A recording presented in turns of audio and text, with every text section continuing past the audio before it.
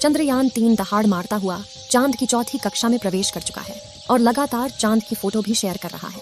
लेकिन चंद्रयान-3 को लेकर उम्मीद लगाए बैठे करोड़ों लोगों के लिए आई बुरी खबर। भारत को हराने के लिए रूस ने अचानक से लॉन्च किया अपना मून मिशन। चांद के दक्षिणी ध्रुव पर सबसे पहले उतरने की मची ओर। इसी ओर में भारत का चंद्रयान-3 और रूस के लूना 25 के आपस में टकराने का खतरा आया सामने।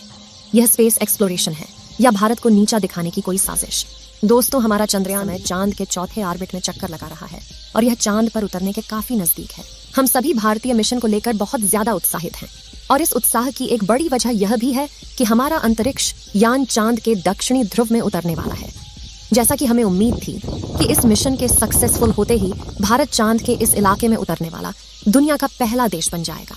लेकिन हमारी इन उम्मीदों को बहुत बड़ा झटका लगा है, क्योंकि अचानक से बिना शोर शराबा किए ही रूस ने अपना अंतरिक्ष यान लूना 25 लॉन्च कर दिया है। साथ ही इसका स्पेसक्राफ्ट को चांद के दक्षिणी ध्रुव में चंद्रयान से पहले उतारने का है, यानी चांद के इस इलाके में सबसे पहले अपना झंडा गाड़ने का जो सपना भारत ने देखा था, उसको एक बहुत बड़ा झटका लगा है। लेकिन सवाल ये उठता है कि हमारा चंद्रयान तो काफी दिनों पहले से अपने सफर पर निकला हुआ है। ऐसे में रूस का यह यान हमसे पहले चांद पर कैसे पहुंच सकता है? क्या एक ही जगह जाने पर दो मिशन आपस में टकरा जाएंगे? और सबसे बड़ा सवाल यह है कि रूस ने भी इसी समय अचानक से इस मिशन को क्यों लॉन्च किया, जबकि रूस ने चांद का मिशन 47 साल पहले भेजा था? क्या यह भारत के खिलाफ कोई साजिश है? इन सभी सवालों के जवाब हम आपको आज इस वीडियो में देने वाले हैं, इसलिए वीडियो को अंत तक जरूर। जैसा कि हम सबको पता होगा, हमारे चंद्रयान-3 ने 14 जुलाई के दिन चांद पर पानी की खोज करने के इरादे से उड़ान भरी थी और जब से यह मिशन लॉन्च हुआ है, इसरो ने कई कीर्तिमान स्थापित किए हैं। फिलहाल अगर बात करें तो पृथ्वी के ऑर्बिट को कंप्लीट करके और ट्रांसलूनर ऑर्बिट को पार करते हुए हमारा चंद्रयान-3 लूनर ऑर्बिटर में चांद के चाह है। इसरो की प्लानिंग के मुताबिक 16 अगस्त को चांद की 5वीं कक्षा पूरी करने के बाद इसकी डी ऑर्बिटिंग स्टार्ट करनी है और उसके बाद हमारा विक्रम लैंडर अपने रोवर और बाकी दूसरे उपकरण लेकर बड़ी ही सावधानी से 23 अगस्त के दिन चांद की सतह पर उतर जाएगा। अब उम्मीद तो सभी को यही थी कि इसकी सॉफ्ट लैंडिंग के साथ ही भारत चांद के दक्षिणी ध्रुव में उतरने वाला पहला देश बन जाएगा और यह एक बहुत बड़े गर्व की बात होती। लेकिन रूस की स्पेस एजेंसी रॉसकॉस्मॉस ने भारत की ईदों पर पानी फेरने वाला काम किया है। जैसा कि हमने बताया, रूस ने ना कोई ढोल नगाड़ा पीटे बल्कि बड़े ही शांति से अपने लूना 25 मिशन को लॉन्च कर दिया है और रॉसकॉस्मॉस के प्लानिंग के मुताबिक उनका ये स्पेसक्राफ्ट चांद से पहले चांद के दक्षिणी ध्रुव पर उतर जाएगा। अब यह सब कैसे पॉसिबल होगा और क्या रूस ने सिर्फ भारत को पीछे करने के लिए मिशन लॉन्च किया है? यह जानने से पहले चलिए रूस के इस मिशन के बारे में थोड़ा समझ लेते हैं। दोस्तों, आपको जानकर हैरानी होगी कि रूस ने अपना लास्ट लूना मिशन यानी लूना 24 आज से करीब 47 साल पहले 19 में लॉन्च किया था। इस मिशन का मकसद चांद की मिट्टी और चट्टानों के सैंपल वापस पृथ्वी पर लाना था। इसके लिए लूना 24 के लैंडर ने चांद पर 18 दिन बिताए और सारे सैंपल कलेक्ट करने के बाद 6 सितंबर 1976 को वापस पृथ्वी पर लौट आया। रॉसकॉस्मॉस का यह मिशन पूरी तरह सक्सेसफुल रहा था, लेकिन इसके बावजूद 47 सालों तक उन्होंने अपना कोई भी मून मिशन लॉन्च नहीं किया और अब अचानक से उन्होंने अपना यह मिशन लॉन्च कर दिया है। लूना 25 मिशन की अगर बात करें तो इसने भारतीय समय अनुसार 5 बजे रूस के स्पेस बोर्ड वास्तुक बोर्ड रूम से उड़ान भरी थी। इस अंतरिक्ष यान का कुल वजन 1.8 टन है और ये अपने साथ 30 किलोग्राम वजन के वैज्ञानिक उपकरणों को लेकर सफर पर निकला है। रूस का लूना 25 मिशन का मकसद चांद के दक्षिणी ध्रुव पर सॉफ्ट लैंडिंग करने वाला दुनिया का पहला देश भारत नहीं बल्कि रूस को बनना है और चांद की आंतरिक संरचना और सरफेस मटेरियल पर शोध करना और पानी की खोज करना होगा।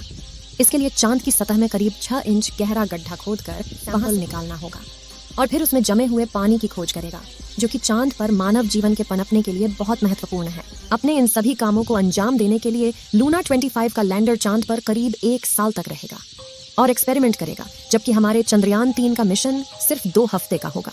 अब बहुत से लोग के मन में यह सवाल भी उठ रहा होगा कि रूस का यह अंतरिक्ष यान हमारे चंद्रयान के लिए कोई बाधा तो नहीं बनेगा, क्योंकि दोनों मिशन तकरीबन एक ही समय पर चांद के एक ही इलाके पर होने उतरने जा रहे हैं। इस स्पेस एजेंसी की तरफ से यह कहकर आश्वासन दिया गया है कि दोनों मिशन एक दूसरे के रास्ते में बिल्कुल नहीं आएंगे, क्योंकि चांद का दक्षिणी ध्रुव बहुत बड़ा है और उस पर सारी स्पेस एजेंसियां एक साथ एक ही समय पर अपने मिशन भेज सकती हैं। इसके अलावा रूस की स्पेस एजेंसी रॉसकॉस्मॉस की तरफ से यह भी बताया गया है कि उनका यह यान 5 दिन के अंदर चांद के ऑर्बिट में पहुंच जाएगा, यानी 16 अगस्त को लूना 25 चांद पर पहुंच चुका होगा और इसके बाद 4 से 5 दिन चांद के ऑर्बिट में रहने के बाद यह चांद की सफलतापूर्वक लैंड कर जाएगा। इसका सीधा मतलब ये है कि अगर सब कुछ सही रहा तो लूना 25 हमारे चंद्रयान से करीब 1 या 1.5 दिन पहले चांद की सतह पर उतर चुका होगा। ऐसा करते ही चांद के दक्षिणी ध्रुव में पहुंचने वाले देश में रूस का नाम सबसे ऊपर आ जाएगा। लेकिन सवाल यह उठता है कि चंद्रयान 3 से इतने दिनों बाद लॉन्च होकर भी लूना 25 इससे पहले चांद पर कैसे पहुंच सकता है। असल में नासा और रॉसकॉस्मॉस जैसी स्पेस एजेंसी के रॉकेट और स्पेसक्राफ्ट काफी ज्यादा फास्ट और एडवांस होते हैं, जिसके चलते इन्हें चांद तक पहुंचने में ज्यादा समय नहीं लगता है। अब अंत में सबसे बड़ा सवाल यही रह जाता है कि रूस ने अभी इस समय ही अपने इस मिशन को क्यों लॉन्च किया है। क्या उसका मकसद भारत को पहले स्थान पर आने से रोकना है? अब अगर हम रूस से सवाल करेंगे तो वह कभी नहीं कहेगा कि इस मिशन को लॉन्च करने के पीछे उसकी ऐसी कोई मंशा है। मगर इसका जवाब खोजने के लिए अगर हम इतिहास में थोड़ा पीछे जाए तो चीजें काफी हद तक साफ हो जाती हैं। फिर भी दोस्तों, हम किसी पर आरोप नहीं लगा रहे, लेकिन रूस और अमेरिका का इतिहास कुछ ऐसा ही रहा है कि वह स्पेस एक्सप्लोरेशन के मामले में हमेशा पहले नंबर पर रहना चाहते हैं। यहाँ तक कि 1951 से लेकर 1975 के बीच स्पेस एक्सप्लोरेशन के फील्ड में अमेरिका और सोवियत यूनियन के बीच मुकाबला भी लगा हुआ था। दोनों ही देश कुछ भी करके आगे निकलना चाहते थे। यहाँ तक कि इनकी सोच की वजह से बहुत से वैज्ञानिक, एस्ट्रोनॉट्स और बहुत से बेजुबान जानवरों को अपनी जान भी गंवानी पड़ी थी। इतिहास में इस इवेंट को स्पेस रेस का नाम दिया गया था। तब से ये दोनों देश इस फील्ड में खुद को सबसे आगे या कहीं सबसे ऊपर रखना चाहते हैं। ऐसे में हमारा सोचना बिल्कुल गलत नहीं होगा कि रूस ने चांद के दक्षिणी ध्रुव में सबसे पहले पहुंचने वाला देश बनने के लिए ही यह मिशन लॉन्च किया है। हालांकि इस मामले पर कुछ भी यकीन के साथ नहीं कहा जा सकता, क्योंकि देखा जाए तो रॉसकॉस्मॉस ने मूल रूप से अपने लूना 25 मिशन को अक्टूबर 2021 के लिए प्लान किया था।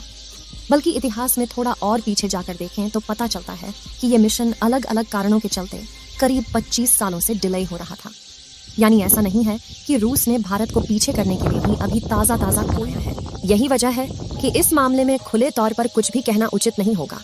लेकिन सच्चाई यही है कि रूस के प्लान में अगर कुछ गड़बड़ी नहीं हुई तो भारत अब चांद के दक्षिणी ध्रुव पर उतरने वाला दुनिया का पहला देश नहीं बन पाएगा। आपको क्या लगता है, क्या रूस ने यह रिकॉर्ड अपने नाम करने के लिए जानबूझकर इस समय लूना 25 मिशन लॉन्च किया है? अपना जवाब कमेंट के माध्यम से जरूर शेयर कीजिएगा। चलिए दोस्तों, इस वीडियो को यहीं पर खत्म करते हैं। इस वीडियो को एक लाइक जरूर करें, अपने मित्रों तक इस वीडियो को शेयर करें ताकि उन्हें भी जानकारी मिल सके, और अपने भरोसेमंद चैनल को सब्सक्राइब जरूर करें और बेल आइकन को ऑल पर सिलेक्ट करना बिल्कुल ना भूलें। मिलते हैं किसी और नॉलेजेबल वीडियो के साथ। वीडियो को अंत तक देखने के लिए धन्यवाद।